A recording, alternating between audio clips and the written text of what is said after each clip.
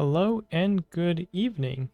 So it has felt like a quiet couple of weeks, but in actuality, there's quite a bit to go over here news-wise. There's a bunch of things that have kind of gotten posted or sort of come out without necessarily a Discord announcement, so a lot of stuff that might get missed in a Facebook or Twitter feed.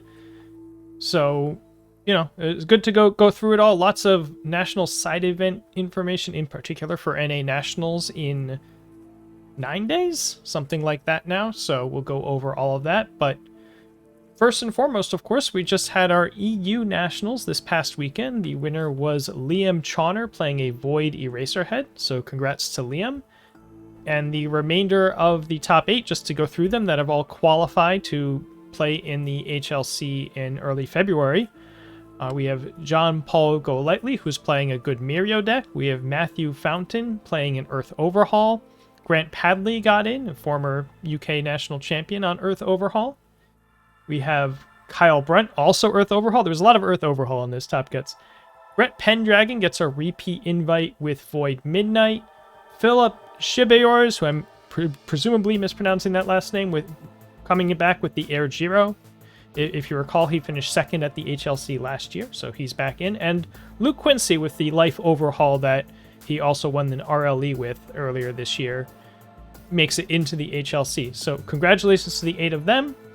A very overhaul Top Cuts, but ultimately won by a Void Eraserhead. Also lots of Void Punches peppering this Top Cut. So we'll see if that gets replicated in the Oceania Nationals this coming weekend.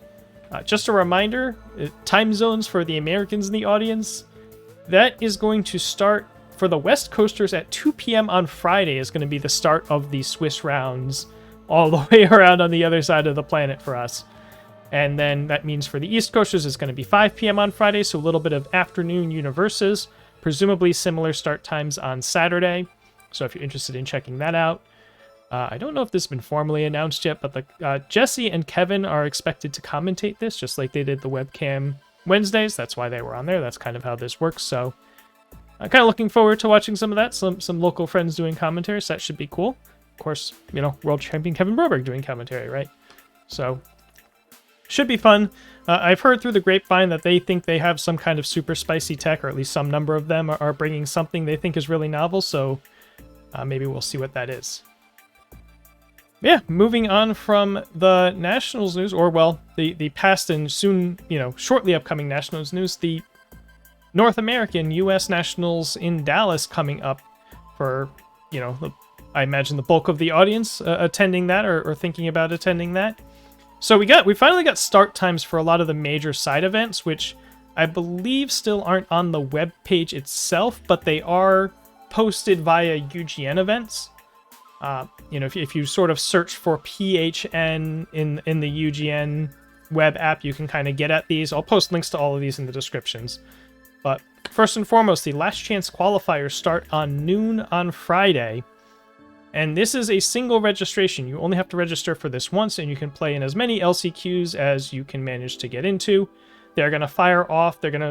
Every 2 hours, they're going to take whoever's waiting in queue and break them into pods of 8 and set them forth on sort of these single elimination brackets. So there's going to be one at 12, at 2, at 4, and at 6. So if you keep losing in one round, you'll have up to 4 chances to try to do these. I would expect that these are going to have some sort of time restriction on them, because they're doing this as a single elimination thing. It might be like the monthly Monday Mayhems, where there's a time limit and a tiebreaker of some kind. I would assume you're looking at a situation like that, so maybe don't play the slowest deck in the world for these, especially if you want to have a chance to get your round over and drop if you lose, that sort of thing. And also, if the last one's starting at 6 p.m., if they do an untimed Top Cuts that could take 6 or 7 hours, they'll be there till midnight, 1 a.m. Nobody wants that. So prepare to have a time limit if you're planning to do these LCQs for sure. Additionally, people who are already qualified can play in these.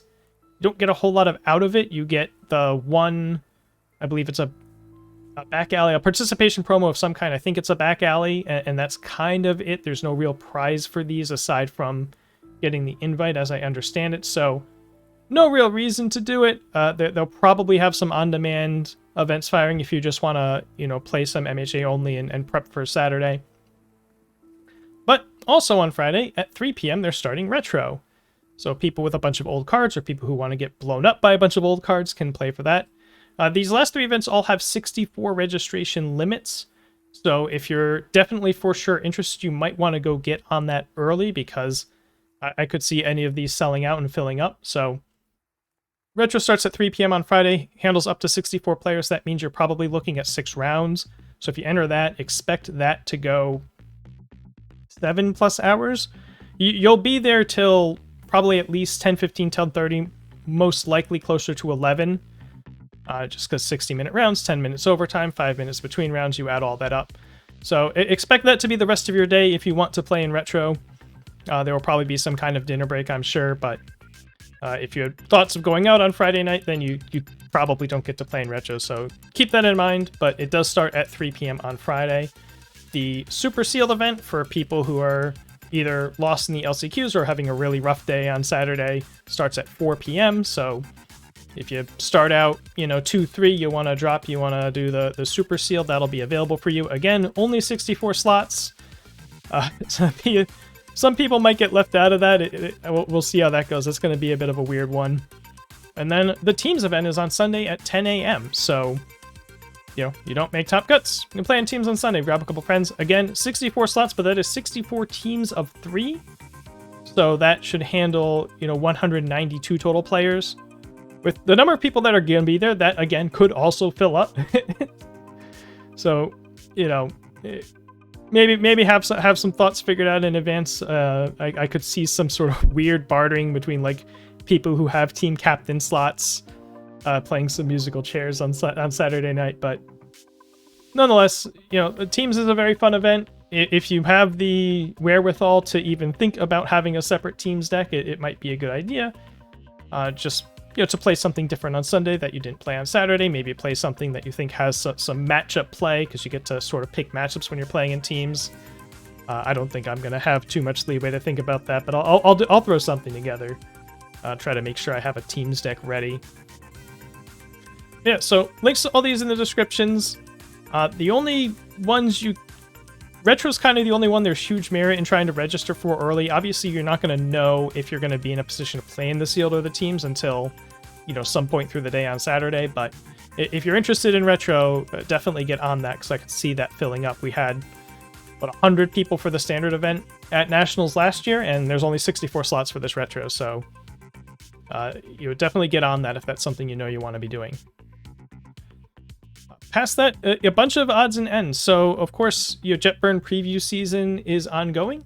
During the EU National stream, we got to see 3 of the secret rares, including Fierce Wings Above, probably the spiciest one. It seems to be the strongest by most opinions.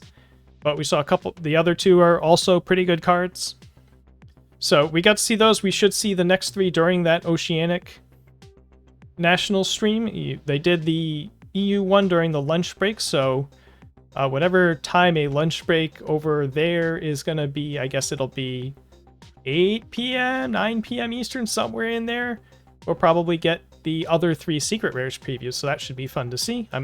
Presumably three attacks just for card numbering reasons, and if they make a secret rare foundation, that would be insane. So 3 attacks coming. We'll see how spicy they are. They've also previewed a few other. They previewed a set of 8 drawback attacks that they referred to in the design article during the Webcam Wednesdays. We still have like 11 other non-secret rare set cards to go that we're still waiting to see. Presumably those will also be on Webcam Wednesdays, or maybe they'll close some of them out during the North American National stream, but probably from here on out, barring anything else, expect these to mostly be previewed on their official streams the rest of the way through here. Also, very quietly posted, the Jetburn pre-release list. That is up on the website now. You can go and browse it, see if there's anything near you, anything you maybe weren't expecting. Over here in Rochester, we saw a new store pop up on the pre-release schedule that nobody knew had any interest in the game. So UVS Games sales team doing their good job on the store outreach. We have one more local store to try and visit and support that pre-release weekend. So, we're going to see what's going up there. So certainly everyone else go check out, your state, places near you, and see if anything's there that surprised you, or at least, find out what time your local store is doing it, right? And let's see. Also, just today, the New York Comic-Con is going on, and if you remember, they're doing an OVA screening for some sort of MHA OVA that is card game themed, like the characters getting into some kind of basic little card game thing, and of course, UVS Games wisely got in on that. They're doing some promo giveaways to go along with this. So I get to see our look at those promos. Didn't post a picture above. They're very strange. So one thing about them is that they are dual-sided, and one side is textless. So it's sort of like if you've been playing for a while, they used to do this with sort of draft characters. You got a textless version of the character as sort of a prize card, but it doubled as something you could use for setting up drafts because there weren't always one character in every pack, and that's sort of how they did things. So they're kind of like that. They're double-sided. They don't have a Universus card back. The art is characters with this googly-eyed look. It's very strange, but I guess that's the way the OVA has them. Like the card games are the characters, but their eyes are funny. And so these are promo characters with googly eyes. It's a little strange. Kind of like chibis. Some people are really going to like these. Some people are just going to kind of think they're weird and kind of creepy.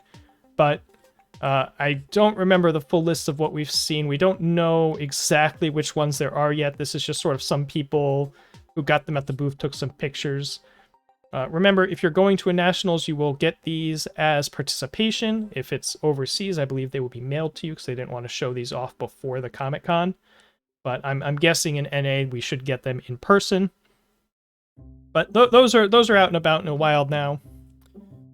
Also posted on the website, kind of quietly, the design team did a recap article for the Las Vegas RLE, so it sounds like they're going to want to do these for each RLE. I'm assuming we won't get one for every Nationals. Probably get one for all three, after the fact. A little less controversial this time. Bill Stark probably wisely chose not to comment this time.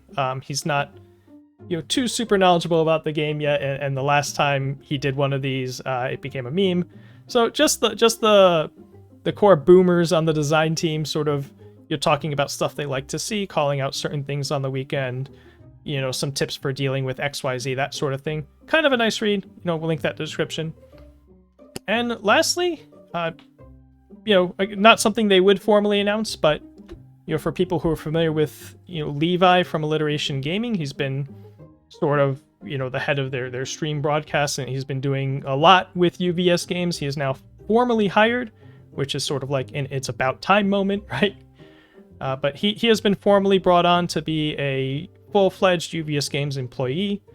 So, I'm not sure how much he's going to be able to do on his personal channel anymore, but you'll see, presumably more content on the UVS Games YouTube channel, as well as on their socials and whatever else he can do as, a player, person who plays the game and knows the community and is going to be in that marketing department dealing with community communications. Geez, that's a tongue twister.